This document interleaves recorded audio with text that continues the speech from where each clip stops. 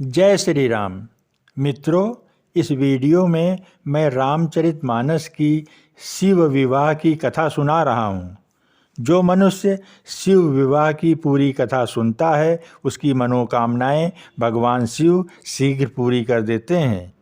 इस कथा की पहले की कहानी वीडियो के भाग 1 में है। जिस नगर में स्वयं जगदम्बा ने अवतार लिया, क्या उसका वर्णन हो सकता है?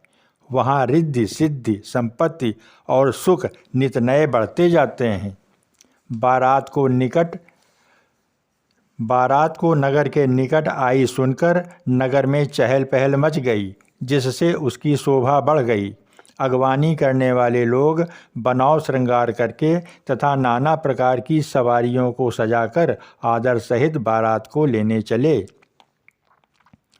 देवताओं के समाज को देखकर सब मन में प्रसन्न हुए और विष्णु भगवान को देखकर तो बहुत ही सुखी हुए, किंतु जब शिव जी के दल को देखने लगे तब तो उनके सब वाहन सवारियों के हाथी घोड़े रथ के बैल आदि डरकर भाग गए। कुछ बड़ी उम्र के समझदार लोग धीरज धरकर वहां डटे रहे। लड़के तो सब अपने प्राण लेकर भागे। घर पहुंचने पर जब माता पिता पूछते हैं तब वे भय से कांपते हुए शरीर से ऐसा वचन कहते हैं। क्या कहें, कोई बात कही नहीं जाती। यह बारात है या यमराज की सेना है? दूल्हा पागल है तथा बैल पर सवार है। सांप, कपाल और राख ही उसके गहने हैं। दूल्हे के शरीर पर राख लगी है, सांप और कपाल के गहने हैं। वो नंगा, जटाधारी और भयंकर है। उसके साथ भयानक मुख वाले भूत, प्रेत, पिशाच, योगिनियाँ और राक्षस हैं।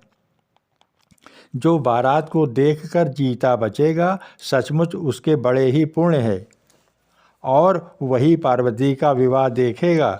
लड़कों ने घर घर यही बात कही।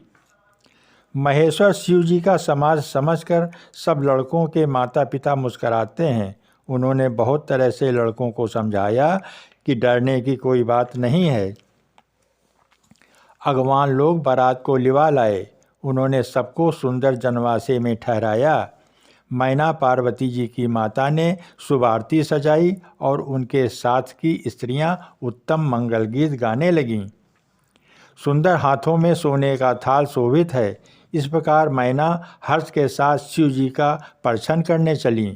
जब महादेव जी को भयानक वेश में देखा तब तो स्त्रियों के मन में बड़ा भारी भय उत्पन्न हो गया। बहुत ही डर के मारे भागकर वे घर में घुस गईं और शिव जी जहाँ जनवासा था वहाँ चले गए।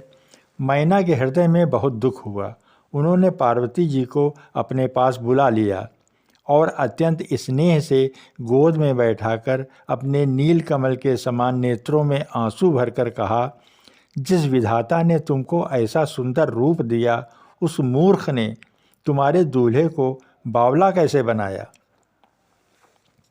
जिस विधाता ने तुमको सुंदरता थी, उसने तुम्हारे लिए वर बावला कैसे बनाया? जो फल कल्प वृक्ष में लगना चाहिए वह जबरदस्ती बबूल में लग रहा है। मैं तुम्हें लेकर पहाड़ से गिर पड़ूंगी, आग में जल जाऊंगी या समुद्र में कूद पड़ूंगी। चाहे घर उजड़ जाए और संसार भर में अपकीर्ति फैल जाए, पर जीते जी मैं इस बावले से वर से तुम्हारा विवाह नहीं करूंगी।